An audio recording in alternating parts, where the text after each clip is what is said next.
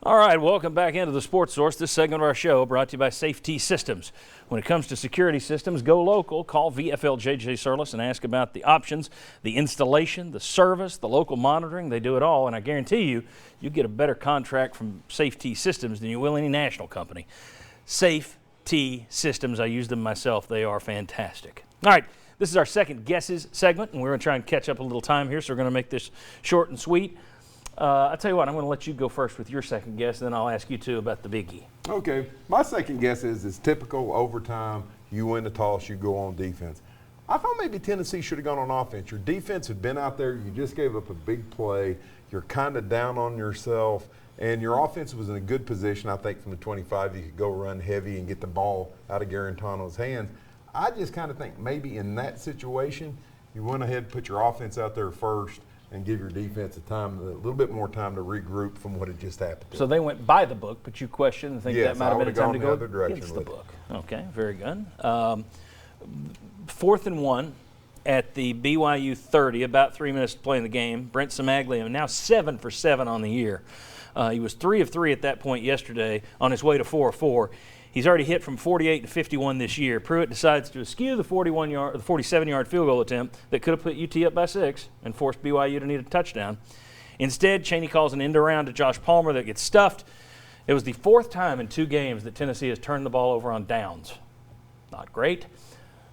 Did he make the right call or the wrong call? We know it didn't work, but was it the right? Would you have agreed with the call at the time to go for it, or would you have kicked the field goal? I like that call. Go win the game. It's a yard. Even if you don't have a lot of confidence in your offensive line, you have to go end around.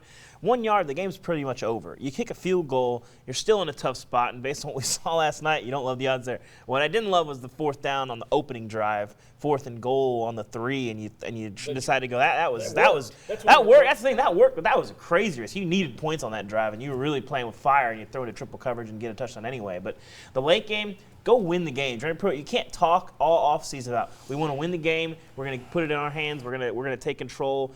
Play aggressive and then kick it there.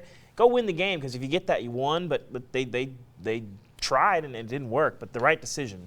Josh, you agree or disagree? I think go for it as well. I think what we're running into, though, is a common conversation about what does Tennessee do in 3rd and 4th in short situations, because I don't think there's a lot of confidence in what to run because of if they need to go into the interior of the offensive line, can they get it? And too many times they've either not trusted that they could or they haven't.